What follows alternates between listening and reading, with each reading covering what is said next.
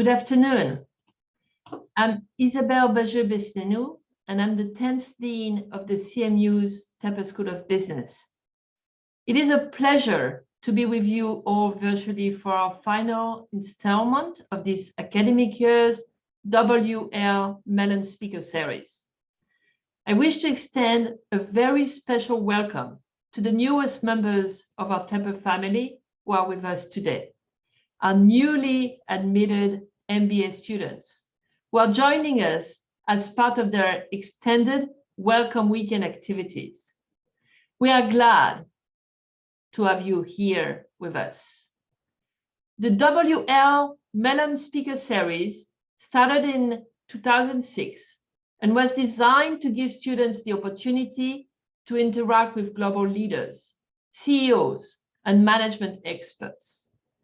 I am pleased we're able to continue offering this enriching experience virtually for our students, and that we can now expand our audience to alumni for this format. It is now my great pleasure to introduce you to our guest of honor. Ted Decker is President and Chief Operating Officer of the Home Depot, the world's largest home improvement retailer.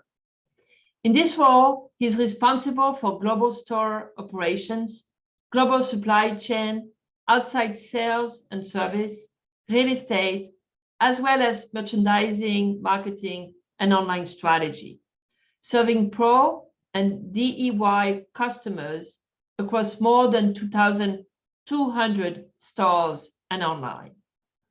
Previously, Ted served as Chief Merchant and Executive Vice President of Merchandising for more than 6 years, where he was responsible for all store and online merchandising departments, merchandising strategy, services, and vendor management, and in-store environment. Ted joined the Home Depot in 2000 as Director of Business Valuation.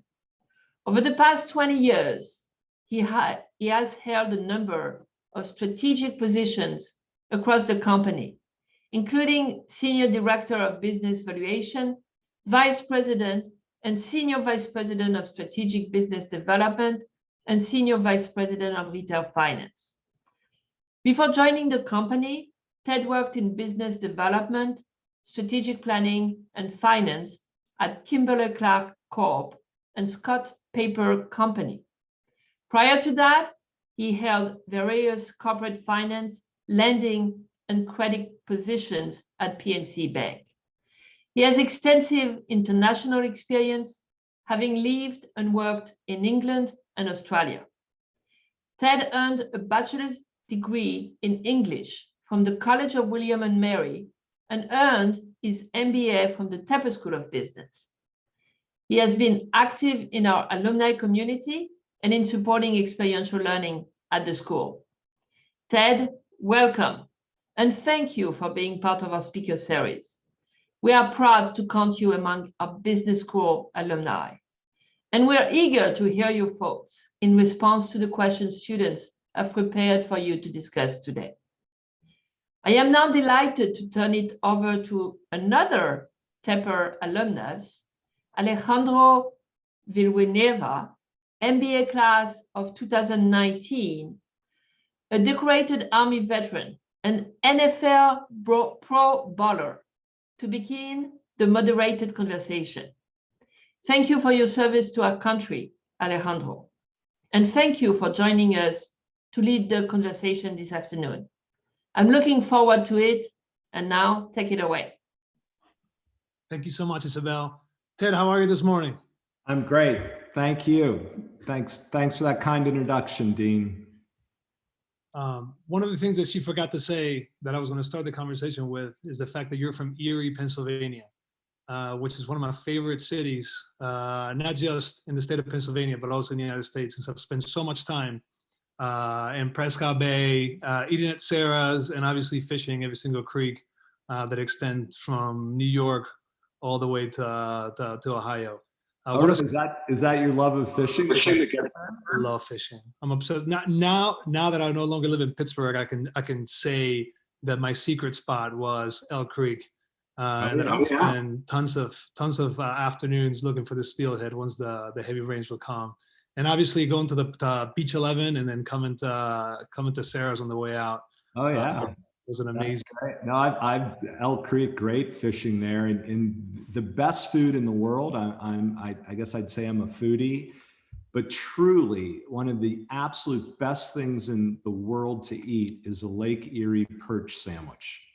Yeah. Unbelievable, unbelievable if you haven't had a perch sandwich. Oh, you mean yellow perch? Of course, yellow perch, of course. Yes, it's an amazing fish. So the first question that I wanted to ask you in this little sit down through Zoom, which is extremely foreign to me because every single time I'm in a Zoom meeting, I'm usually or I was with a team, and you know, for us athletes, it's a little tough to remain professional at all times. So I'll do my best through this conversation. But I was really intrigued on your decision to go to William and Mary and study English.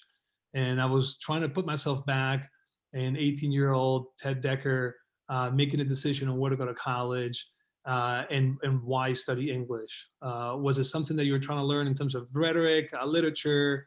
Was it the passion of the English language?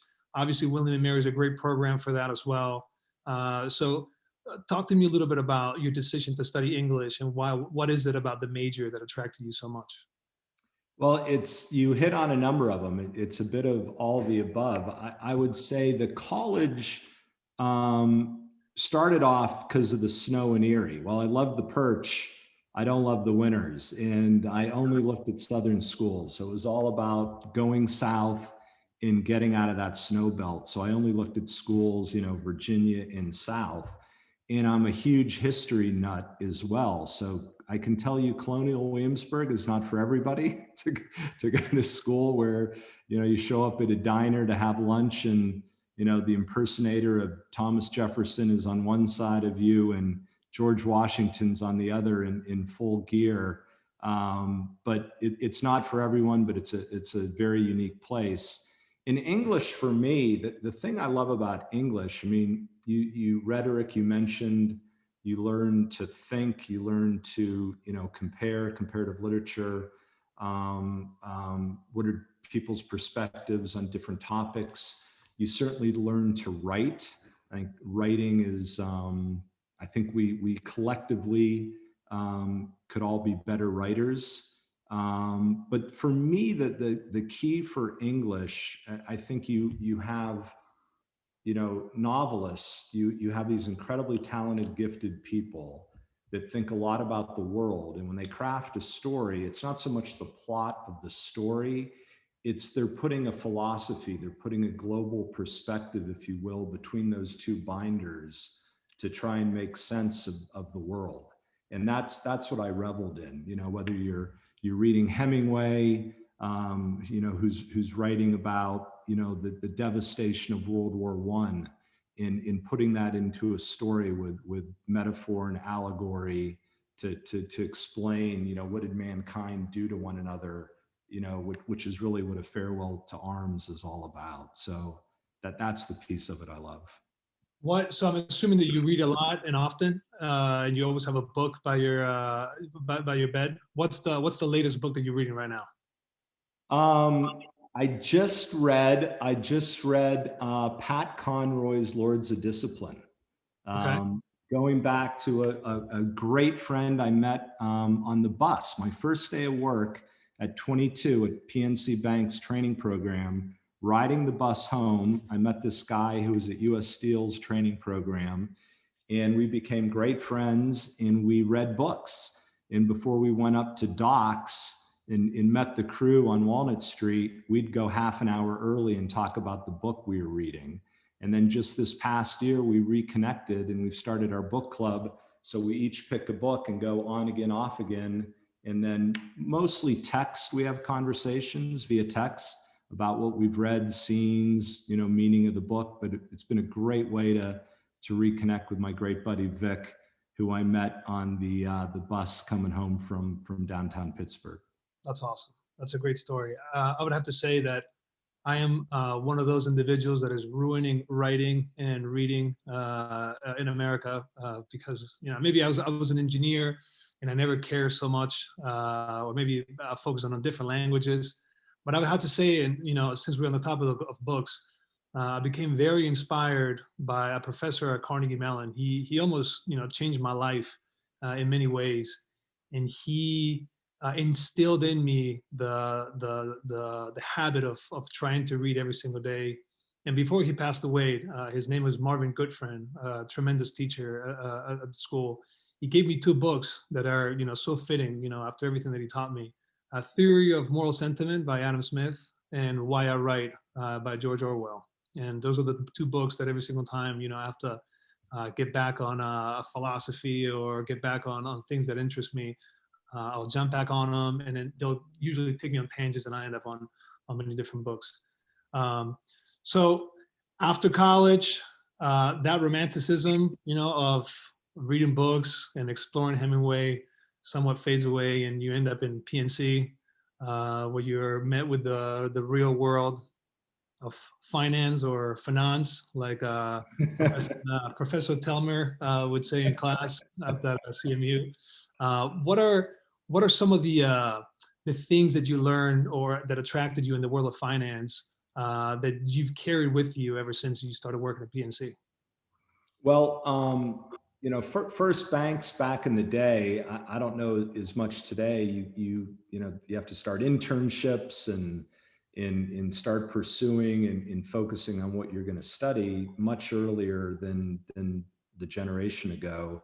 I was fortunate the days you could mow lawns in the summer, lifeguard at a pool, and just kind of still hang out and remain a kid, and then start work in training programs, and banks and insurance companies and consulting companies would hire broad background folks and put them through a training program.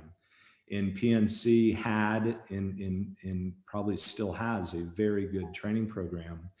And I think it's a little bit of right brain, left brain. I love math and numbers, and the structure of a finance problem or an operations research problem. There's an answer, and you need to use that answer to influence a decision, but there is an answer. And Carnegie Mellon does such a great job of helping you parse a problem, break it into parts. How do you apply analytics to get to an answer to that piece of the problem?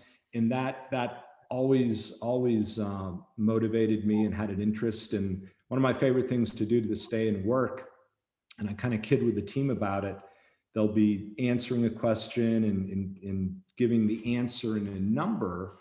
And I'll say, I want to see the proof. Show me the proof of that, because when you show how you got to an answer, it actually can provide insight into the solution and the recommendation, because you see what the drivers are that ultimately get you to an answer. So there's nothing like seeing a proof of a finance problem to help you understand what's really going on in the dynamic of that particular business situation. Right, and I think this topic links into the next question, which is now in your Home Depot days, there's a position that you held that really interests me, the Senior Director of Business Evaluator. It seems to me like a GM of a football team who's looking at prospects all day and has to find out whether it's the right fit for the team. And I wanted to ask you, if you could tell me a little bit about that position. But some of the tenets or the principles that you found to be useful when it comes to holding that position, the evaluating businesses, what are the things that you look for? What are the flags, the things that scare you? Somewhat like Graham's Intelligent Investor, the book that he wrote, with Warren Buffett. Is that similar in the approach to evaluating companies? What could you tell me about those days working in that position? Yeah, well, I would say, first off, being a finance major at Carnegie Mellon, I was incredibly well prepared for that job. I mean, that's one of the things I've taken with me. 20 plus years now. I graduated in '93. I always had absolute confidence in my understanding of finance and financial theory. I wasn't the best model builder. I wasn't the best Excel, jockey. But in terms of my understanding of finance, I was incredibly fortunate to have Rick Green as my finance professor. And then Bob Damon was my corporate finance professor. So my understanding of, and of course, Home Depot, which I always remind my friends from Georgia Tech and Duke and all these schools down in the South, I always remind them that, Carnegie Mellon is the home of modern corporate finance theory and the MM model. And I had that confidence in understanding from Carnegie Mellon. And to your point, when you're evaluating these companies, it sort of gets back to the proof. It's one thing to say, here are the strategic pros and cons of this company if you want to acquire them. Here's where they are in their market position. Here's where they'd fit. Here's where the issues are. And then here's like kind of the answer. Here's what they're worth. Here's the valuation. We should pay $100 million. We should pay $250 million. We should pay $1 billion. That's interesting. But what's more interesting is, again, that proof. How do you get to the valuation?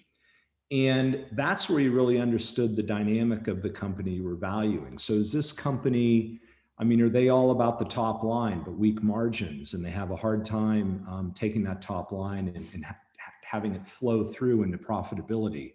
Are they tied to one market position, one customer, too much market concentration, customer concentration, supplier concentration? It's all those things, and with the sensitivities that you then run. Again, there's an answer, there's a number that, when you hit F9 on your spreadsheet, that it will give you what the company's worth. But the proof of getting to that and understanding what the drivers of the value, and then can you carry those on? Is it a risky position? Is it a position of strength? Is it something in the case of the Home Depot that we can add value to? We can drive synergies. We can earn the premium. You always have to pay a premium when you do a deal. And can you, as the acquirer, earn that premium? And you have to understand the dynamic of what's driving the value in that company. And that's what Carnegie Mellon so well prepared me for.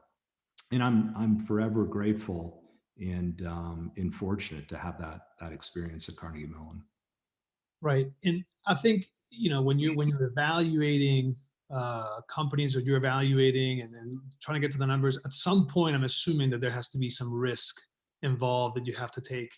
One of the questions from one of the students talks about what is the biggest risk you've ever taken? And tying into this question is in your position of senior director of business evaluator. What was an example of a risk that you took?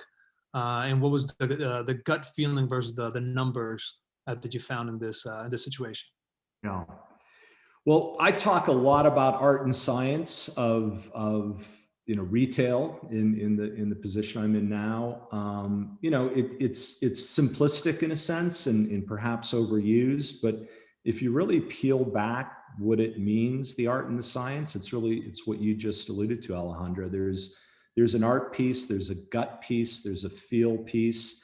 And you can't have a tin air. You've got to understand, the change management issues, the strategic issues, the integration issues.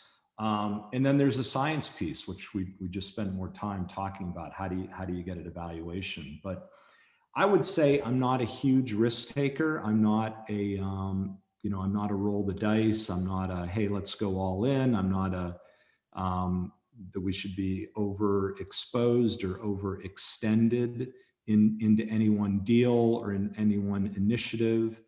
But if you're going to drive a business, there is risk in driving a business. And I think in business and in any level of management, our collective jobs are to drive the business, drive profitable market share gains that translates into earnings and in market capitalization growth. And you can't do that. You can't drive the business if you're not taking risks. And they just need to be educated in calculated risks. And you need to spend as much time on the downside, the plan B, the contingency planning, as the upside. People tend to put so much time on what's this going to do for us? Why is this great? You know, all these great things. One of the things I learned at PNC Bank, we went to loan committee, and whenever you pitched a loan to loan committee, and that was pretty daunting. I remember, you know, being 22, 23 years old, and you'd be at the PNC boardroom, and you're on one side of the table by yourself in this loan committee of bankers. You can picture what that might look like in the mid 80s. And, you know, you're pitching this deal to them, and you don't know anything, right? You're 1-2 years into the business world. You're 1-2 years into banking. And, you know, these are seasoned folks, and they forced you to write up a contingent risk section of anything you pitch. So you had to think about, what are the true risks in these deals? What is the contingent risk? If this loan goes bad, and plenty of loans go bad, there's never, you know, you don't bat 1,000 when you make loans. So to identify what the risks are in a loan, and what the issues may be that may ultimately turn that loan bad, in part of the training at PNC, and the expectation was as part of presenting all the positives of a deal, you had to very specifically present the negatives and where the risks lie. And if it were to go bad, this is the likely reason it would go bad. And I've taken that with me in, you know, 30 plus years of business now, to always identify and articulate what the contingent risk is. Nice. Okay, so let's just switch over to the CMU days. You talk a lot about CMU, and you kindly remember your professors for corporate finance and finance as well. You started as a part-timer, and then you switched over to the dark side and became a full-timer. What are some of the memories that you have of your time as a student? You know, obviously, were you working at PNC as a part-timer? Yeah. What were some of the memories that you have? Late night homeworks, ordering food. I mean, I'm sure that DoorDash and Uber Eats was not around, you know, back then, and you probably had to come up with a system to go get food and bring it to the library and whatnot. Yeah, plenty of soggy bologna sandwiches. Alejandro, I should be asking you that question, because nothing what I did compares to you doing it, you know, while you're a Pro Bowler in the NFL. I mean, that's an entirely different experience from what I suffered through. My experience with Tepper was unbelievable. As I mentioned, I think, you know, I'll touch on it later, but my interaction with the professors was phenomenal. I had so much respect for the faculty and the level of professionalism. But as a funny story that I don't think it will repeat itself ever again at Tepper, my goal as a veteran was to transition out of the military, which is an incredibly daunting task that questions everything that you are, because you are no longer who you think you are. You wear a rank, you have a purpose, and then the next day you don't have a rank and you no longer have a purpose. And so the transition for the veteran community is always to try to get an MBA, learn about the civilian world that is so intriguing to the men and women in the military. And I didn't know how to pay for it. So I went to Carnegie Mellon, and, you know, when I was in the practice squad, my goal was just to do 1 year of practice squad, and then, you know, get my MBA, and then go on to the job fairs and shop around and you know, follow the long line of CMU students. But I started becoming a little more successful in the football field, and so it was a little challenging for me to stay as engaged as the other students. So I remember, you know, a lot of the things that we do, that we used to do at Tepper were in groups. And so, you know, people will look around, they'll start forming groups, you know, based on, you know, the language that they spoke. There was a lot of Asian students that were, were obviously formed a little packs of, South Koreans or Japanese. And then I would always be left out. And then, to try to find a group, I would say, well, you know what, I got 4 tickets to the Patriots. Who wants to help me with this group? And none of the international students would care, about Steelers, Patriots, and it will always be the local kids from Pennsylvania, from Erie, PA, and from Greensboro and Johnstown that will go crazy and say, I'll help you with the homework, I'll help you with everything you need. And so it was a really interesting, 4 years, because it took me 4 years to get my degree. A lot of Uber rides from the stadium into a class to take an exam with tape still on my fingers, shaking from all the caffeine that I took for the game. But ultimately, you're right. I think being able to think and being able to discover the personality of the United States and what America stands for ideologically. I mean, I had 2 classes. One was called Capitalism by Alan Meltzer. Yeah, I took that class. It was crazy. He unfortunately passed away, before the finals, and for me to hear the management of expectation, that is what makes America, what it is. And to be able to have international students come over here, take a negotiations class and learn our Judeo-Christian values of how is it that we treat other people. It was a fascinating ideological adventure for me. I came from West Point, where you always have grades attached to you, and I understood that for MBAs, the grades are not as important. So Patriot tickets, a lot of international students, and incredible professors define my Tepper experience. Yeah, that's cool. I'm sure you're the only NFL player on the plane for an away game working your operations research or statistics calculus problems. Absolutely. I remember I was actually sitting next to David Tepper. We went to a Kansas City game, and I was telling him that I had a homework and see if he could help me out, and he just laughed at me. But it was really cool. It was cool to be able to, when David Tepper was part of the was the owner of the team, and I was enrolled at CMU, and I had to go take an exam on monetary policy, after a big game, and I was always really afraid, because Pittsburgh is kind of like a giant yearbook when it comes to the sports media, and there's a little bit of an obsession with the athletes there. They don't care about the Kardashians in Pittsburgh. They care about the Pittsburgh Steelers, and what is it they're doing.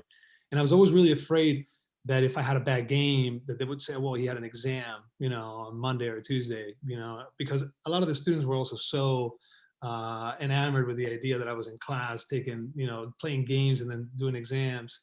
And some of them were really challenging. I was not very good at accounting. And so if I had an accounting exam after a big game, I was always afraid that 93.7 The Fan, was going to find out, and they were going to blast me all over. So luckily, I was able to get a lot of help from everyone, and my experience, at Tepper was amazing. And I think the person that changed my life the most was my banking, monetary policy and central banking teacher, Marvin Goodfriend. He's the man who gave me those 2 books. I was with him all the way till the end, and he was a man that changed my perception on the real world, and I was able to finally complete that transition from being a veteran into becoming a civilian. So unbelievable experience. Now I'm looking to potentially getting my PhD and becoming a teacher, because I was so impacted by the Wow. by the Cool. teachers and the whole environment. Yeah. But Yeah, you mentioned, I'll do a quick one. You mentioned Alan Meltzer, just unbelievable. I took his capitalism class as well. And, again, my working at the bank and going at night for the first year, nothing compared to what you were doing. But, certainly there were periods of time when it was overload.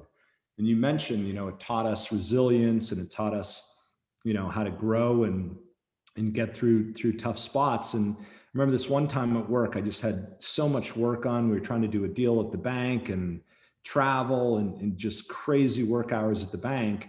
and I had 2 exams, and one was in Meltzer's capitalism class, and one was a final presentation in Jerry Myers's crisis management class.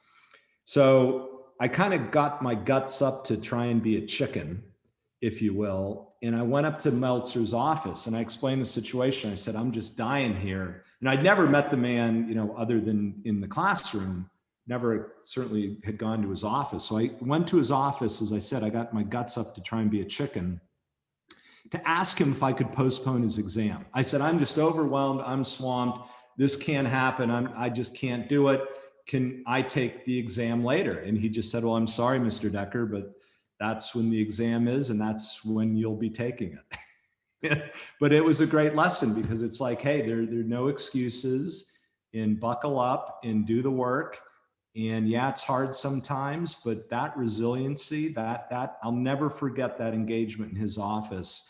He was going to have none of it. He was going to hold me to a standard, and he was right. I could do it. I did do it. I think, what do we get grades? Did we go to 9s or something at Carnegie Mellon? It's that crazy grading system where you get 1 through 9 or something, or 6. What is it? I think they changed it. I was always happy that I was passing my classes and I had to take them again. I think we had these, I think we got through 9s. Like you got 1 through a 9 in a class, as I recall. But anyways, I ended up getting a decent grade, and I'll never forget that he held my feet to the fire and won't let me get out of it. I'm sure what he used was, what I learned from Alan Meltzer and Marvin Goodfriend is that economics, politics, philosophy, and ethics were all in the same, they were teaching the same exact thing. And if he was going to make an exception for you under those circumstances, then he would have to make him, for every other student. And if he did that, then, the entire system of capitalism would not work. Ensure that he stays true to his principles. But now switching over to Home Depot and the industry landscape, there's a lot of great questions that the students asked. And, everybody's obviously aware of the success that Home Depot's had, during this unfortunate pandemic. A lot of do-it-yourself, projects that have been, revolutionizing the, not just the social media world, but also obviously the stores of Home Depot. And the question is, what's next? Obviously the vaccines are probably gonna, have 100%, hopefully we can start opening up the country. How is the company going to be able to capitalize on this success? And what are some of the next ventures, if you can reveal them, regarding the Home Depot? No, as you said, we had a terrific year last year, and to have such good fortune on our company in the midst of such bad fortune, you're careful on how you kind of interpret that and digest that, that we benefited so much. But the share of wallet and the share of time went into home improvement. And our plan last year was to grow by $4 billion. That was our normal plan. We ended up growing close to $22 billion. So we just had a year to beat all years. And, at some point, to your point, Alejandro, people are going to be vaccinated and they're going to be happy to go on vacation and go to baseball games and soccer games and do anything with the family outside of the house, not go to Home Depot again. So we'll probably hit some sort of speed bump at some point when you hit that point in time where people are more freed up. But on the other hand, I couldn't be more bullish on our industry and our company for the medium term, because housing led the last recession. The Great Recession was a national turndown in housing, and that had never happened before. There'd been pockets, Texas with oil or the West Coast with the tech bust, but there had never been a national turndown in housing in the history of the country. And not only was there a turndown, it was a massive turndown, and it led the recession in 07 after housing peaked in 06. Because of that, we underinvested in housing for about 15 years. So, Home Depot, we lost 25% of our top line. We had the mortgage crisis, banks forced to merge and bankruptcies. people were, extending on no doc loans. So forget 20% down. You didn't even have to show verification of income and work. I mean, everyone just went crazy. And we had to, that's that Schumpeter, right? That's that destruction that leads to new models and new approaches. And that's what happened in housing. And now we have, much more mature developers and builders. Banks learn their lessons, have the lending standards. But while all that was getting into place, it retarded the market. And we underbuilt for 15 years, probably about 1 million housing units a year. And that's a big deal because in the US, we build, 1.5 million every year. We peaked at 2.4 million units in 06. We were at 600,000 for multiple years. And in the meantime, we're still growing population and immigration and household formation. So we've got huge pent-up demand, which is why housing prices are going up so much right now, because you have re-engagement in housing spurred on by the pandemic, and we underbuilt for 15 years. And that's why prices are skyrocketing. If you're fortunate enough to own real estate, it's a great time to be an owner. It's a tough time to try and get into housing for the first time. I don't think we're going to overheat though, because again, everyone learned their lesson. And the second big factor is the millennial generation. So here's the largest generation in the history of the country, 75 million folks who are in prime, household formation in home buying period. There was a big question mark if the millennials were going to engage in housing like the baby boomers, the prior largest generation. And even if they did engage, were they going to engage and do it yourself? Or were they just going to have people do everything for them? As it turns out, the millennials were just a bit late because of the Great Recession, but they are engaged and they're also huge fans of DIY. And the great thing about DIY is once you do a project and you get some confidence, you paint a room, and then you change a light fixture, and then next thing you know, you're building a deck, and next thing you know, you have all the Milwaukee power tools and you're redoing your basement. So it's a confidence building engagement that really only increases. So I feel great about where we are for the next 5+ years. We may hit a little speed bump, but we'll weather that and happily engage in this revitalized housing in America. Another question from one of the clubs talked about Home Depot recently acquiring HD Supply. And what was the motivation to acquire a company the Home Depot had previously spun off? What are the conversations like between management and investment bankers in a transaction of this size? And I think that ties, into the finance world, right, business acquisition, and then obviously the great success that Home Depot's experienced over the last few years. That was definitely an interesting one because you build up this supply business, which you sold in 2007 when the recession was really just starting to accelerate and get bad. And the issue there was that business was too reliant on new home construction. It was had too much exposure to commodities, big infrastructure budgets. And so thankfully, we were able to get that sold in 2007 before things really got bad. But to your point, to show back up to the board and ultimately our investors to explain, well, wait a minute, why are you going to go spend $8 billion in reacquire this business in 2020? And the answer is, the owners, after we had sold the business, had really scaled Home Depot Supply, as it was called, back down to the core business. It was a core MRO business, maintenance, repair, and operating supplies, which is really servicing home outside of single family homes. So think apartments and hotels and army barracks and university dorms and senior living facilities. So it's all our same type product. It's just in a different environment and purchased with a different purchase channel. So it was really buying back the cream premier asset of HD Supply, and we were thrilled to get that piece back. And and the board was accepted. And in the investment community, after there were a few tough conversations, to be sure, with some larger shareholders. But once we explained the logic and that all those ancillary businesses were not part of this, and we were just getting that core, home-oriented MRO business, everyone understood and strong endorsement of the deal. Nice.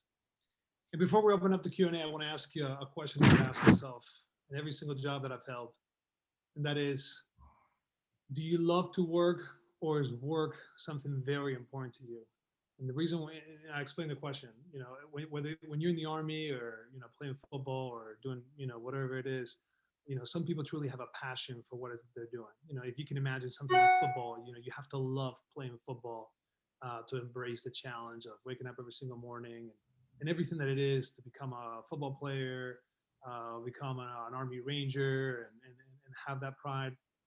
But other people just, in my case, for example, I've always thought the work is one of the most important things in my life, but that I have other interests and other things, such as my family, fishing, traveling, eating food, those things are just as important, as work itself. And the reason why I ask this question is because I feel like there's a need to establish a balance in the workforce, and especially in what occupies our minds as we go into crazy routines for 20, 30, 40 years, and we have to find a good, amount of gas in the tank for when we get to those later years or to those, tough times, so we can be reinvigorated to come to work every single day. So what is your perspective? Do you love work? Is work something very important to you? And if it is something important to you, what are other things that are important in your life? Hobbies, things that take up your time. Obviously, you said you're a history junkie. Is that still something that you're pursuing and knowing the agreed upon lies that it is history? Yeah, no, there's a lot in that question. I think you reference, Meltzer and, the sense of work. I think, work, the sense of accomplishment and pride and just doing the work, is incredibly important. I think it's important for us as individuals, sort of for mankind, if you will. And I love work. The satisfaction you get from a job well done and the effort is just that. It's satisfying. I would say I'm not a workaholic, though. I mean, I'm not. I enjoy work. I like work. I get deep satisfaction from work. I truly enjoy the people I work with, the sense of camaraderie in shared purpose with your fellow teammates in the company. But for sure, you have to have other pursuits. I mean, certainly I do, and I have lots of them. My favorite out of yours is probably fishing. My favorite, totally to cut away, is live music, and that's been hard. I haven't gone to a live show now in over a year, but that is my passion. If you want to turn it off, go see a live show. I go to primitive camping festivals. That really turns it off when you're That's awesome. when you're in a tent. But I think, people use this term work-life balance versus work-life integration. And I'm definitely in the integration camp, because balance implies, one or the other. And it's rarely one or the other. It's generally integrated. And what you have to do is carve out the boundaries of when one is a full commitment. And that might be like my daughter's graduating college in a few weeks. And, that Friday and weekend will be full commitment to her graduation activities. On other times, if it's earnings week and board week, that's work commitment. And there's not a lot of balance in those, right? But you need to integrate. So if I'm up at Knoxville at her graduation in a few weeks, and there needs to be a Saturday morning call or or some emails to catch up on. You got to integrate that into the activities of the weekend. Similarly, if the earnings week happens to fall on someone's birthday, you got to find the time to say, well, I got to carve out, time for birthday.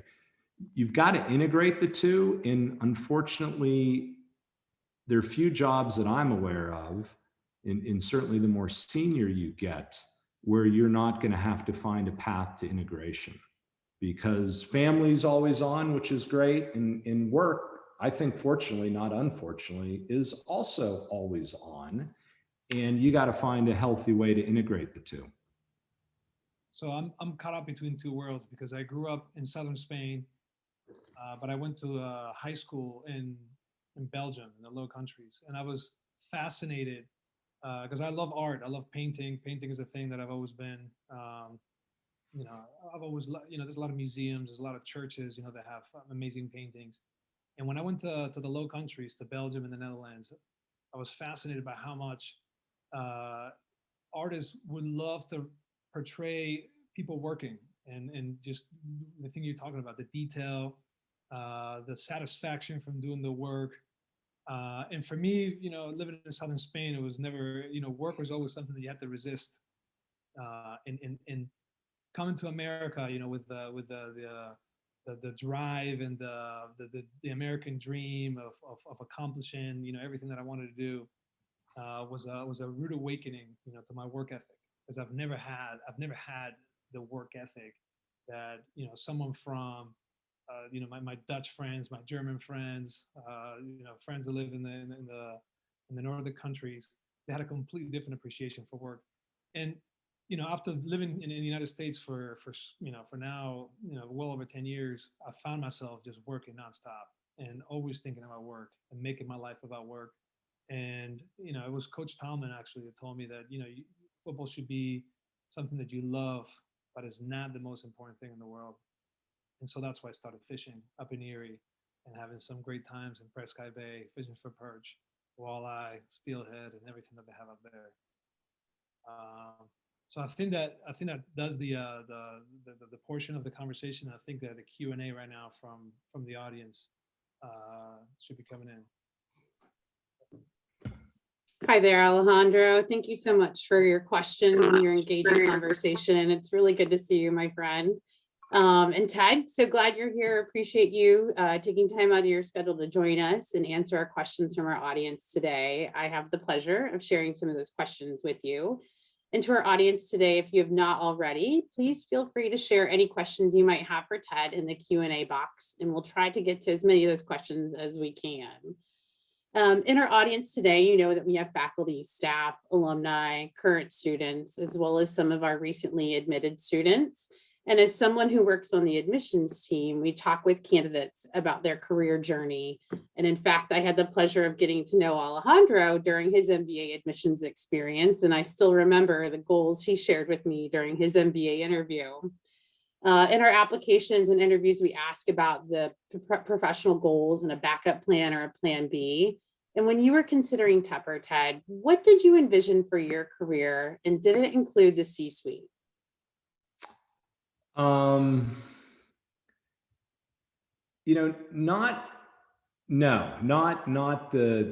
the I guess a chief financial officer is a C-suite for sure. I thought if everything went well in the attraction of Tepper was finance and in that rigor of analytics. And I thought, hey, if everything goes well, maybe there's a long shot to be a CFO. And where better to go than Tepper? I was living in Australia and came back to the States, and I had postponed going to school. So I was like, okay, time to go off full time somewhere, and applied to all the usual suspects that are strong finance schools. And then I'm like, why am I moving? I was living in Squirrel Hill, and I'm like, the school that invented finance is a mile down the road. Why the hell am I going to move to Chicago or New York or Philadelphia? So made all the sense in the world for me to stay and go to Carnegie Mellon. That's great. Yeah, happy that you're able to share that, especially with our incoming students who are looking to their career journeys and are soon to be recent alums as well. Alejandro had a great question for you about how your industry has changed during the pandemic. And while it's certainly been a benefit with Home Depot and the remodel sector, it has brought some interesting challenges as well, specifically around the supply chain and inflation. How has Home Depot overcome this disruption around the supply chain? So, but one way is a lot of hard work. It's been incredible. Our growth in demand, as I said, you plan for 4 billion, you grow by 22, and that's on a base now of 135, and it is truly a global supply chain. So not only is our product coming from all over, but the input products, circuit boards or valves or key components of power tools or washing machines and refrigerators, all have global supply chains in and of themselves. So we still haven't recovered. I mean, our in-stock levels are way below where we want them to be. I mean, we've recovered markedly, and we've serviced this demand. But we took a war room approach. So as soon as we saw how bad this was going to be, we set up a joint war room. It was a virtual war room with our merchants, who are our buyers, and our supply chain folks and our sourcing folks. And it was just, get up on the board, literally on the board, whiteboard out, who's the most pinched, where do we have to, who can make it through, who, if we give proper forecasts to, and work with them, they can ramp up and satisfy us, or where do you have to make a call? This was particularly tough if there was a long-term supplier who just wasn't going to be able to meet the demand. Where do you make a call to introduce second and third and fourth alternatives of that particular product line? So we were doing all the above and just working this thing, as you can imagine, countless hours in a war room mentality to just muscle through global supply chains. I mean, trying to get freighters. I mean, we're the second largest importer of cargo freight in the country, and there weren't containers. You couldn't get containers. So we had people scrambling, trying to find containers, trying to find position on ships, trying to flex our capacity. The FedExes and the UPSs were at capacity, negotiating with them to give us incremental capacity into their networks, paying premiums, unfortunately, in all cases of everything I've just described. Trying to do that without passing on price, we're an everyday low price value oriented retailer. How can we absorb that cost at the scale and the incremental volume we're driving without raising retails? So definitely a full court effort. That sounds very challenging, certainly. Thank you for sharing that insight. I have another question that came in related to the pandemic as well. And this question comes from Jody. I'd like to understand how Home Depot is thinking about your office workers during and post-pandemic. Specifically, how has company culture been impacted? And how do you see culture being challenged if workers are hybrid, in the office sometimes, at home sometimes? So we've been largely virtual, really entirely virtual, not our stores and supply chain, obviously, but in the store support center, what we call the office in Atlanta, we've been virtual since early March. We've been incredibly productive, but the culture question is a great one. And culture is so important. I could go on and on about culture and the importance of culture. I didn't know it until I was at a company where culture is so important, and it really is the intangible. The European soccer folks call it the 12th man. To have that fan, a strong culture is the 12th man for any company. And as Peter Drucker said, culture eats strategy for lunch or for breakfast or some such meal.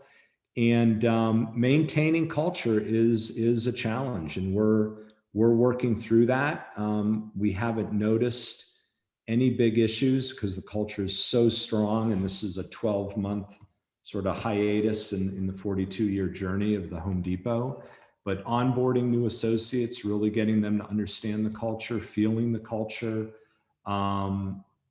How long can you do that remotely? Plenty of digitally native and remotely native companies have been able to do it. We are going to be a hybrid for sure. We will go back. We will not be, the same level of in-person. It will be some form of hybrid. Maintaining culture, onboarding and introducing new associates to culture, super important. In the last thing is working hard problems. So as I explained in that supply chain, super hard problem that we worked remotely. Everything I talked about, the war room, it was a virtual war room. Harder strategic problems, really wrestling through initiatives, where you want to take the firm, your annual strategic planning process. We went into the office for that. Over last summer, as we were doing our annual strategy work, we found that to be incredibly hard to do over Zoom screens. You just have to have big whiteboards. You have to have dry erasers. You have to be challenging each other in person. You have to have those really intense debates. Found those to be too challenging for us anyway. And we went in and did those in person. Yeah, it certainly has been a challenge to work remotely, and I do miss all of my colleagues, and I miss working with my students too, and hopefully we'll have more opportunities to have those in-person experiences as well. I think we have time for maybe one or two more questions. And this question comes from Adam. Ted, you've certainly had a great career, but I'm curious, if you could go back in your career and do one thing differently, what would it be? And PS, go Atlanta and go Steelers. And go Penguins. Yes, Penguins too, Penguins. yes. We're on a roll. I don't know if I do anything differently. For example, when I took the 2 overseas assignments, I knew taking those assignments, and I don't want to put anyone off on taking an international assignment. They're unbelievably helpful and rewarding, and I wouldn't change them for anything. But unless you're a truly global company, taking an international assignment is tough for a US-centric organization. And you got to take them eyes wide open and realize, out of sight, out of mind, and it probably isn't going to be good for your long-term career with that company, and in likely your last role with that company. And in each case that I went overseas with Kimberly-Clark and with PNC Bank, those were my last job with those firms, because you come back 3 years later, you're really not global businesses. And it's sort of like, truly a little out of sight, out of mind. But I wouldn't undo that at all, because it helped me develop and led to the next opportunity. I'd also say I'd probably be a little bit more conscious of the journey. Your career is a marathon. Again, maybe overused. It's a marathon, not a sprint. And I'm just amazed at people. We've had to put in minimum time periods in jobs, and people violate those all the time. I won't tell you the minimums, and don't think Home Depot is a stuffy organization, but gosh, there has to be some minimum period of time that you're going to be in a job before you can even become competent, let alone add value. And you get people X months into a job, and they're worried about their next job, and they're thinking about it, and they're lobbying, and they're networking. And it's like, the best thing you can do for your career is do the job you're doing well. There is no networking that would bring a higher calling card and demand for your services in the company than doing an exceptional job in the job you're doing. And just being more aware of that, because we all get ahead of ourselves and we all want to map careers, but just be in the moment and be aware and learn and develop in the role you're in X period down the road, you'll learn there isn't a single job, there isn't a single project, there isn't a single encounter or deal or engagement that you won't reflect on later in your career. For good or ill, right? I mean, it can be a great experience, it can be a terrible experience, but you will look back and you will have grown from that experience. But if you're not in the moment, if you're not opening yourself up to just receive, if you will, the job you're in, you can miss a beat in when you're X, miles down the road, and you go for that capability set in sort of the toolbox is empty because you kind of blew that job off, or you were worried about the next job and your head wasn't really in that job. I'd probably remind a younger Ted to be more aware than I'm preaching at the moment, because I assure you I wasn't this aware at 22.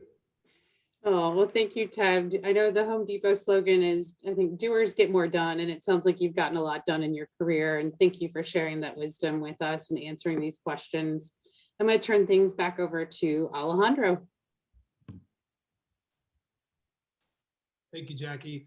I guess, Ted, thank you so much for this awesome talk. This is my first time truly feeling the power of the network that is Carnegie Mellon, and especially Tepper Business School, other than meeting David Tepper himself and not getting a job offer from him. I really hold, I was having a conversation before this series started with the dean and with John, and it is very emotional for me to be, a speaker. I think I have to fill out the paperwork to become an instructor for today, which is unbelievable. The fact that I have the same title as professors like Professor Placone, Marvin Goodfriend. It's an incredible place that I'll always have very near and dear to my heart. I learned culturally how to get around this country, learn the value system.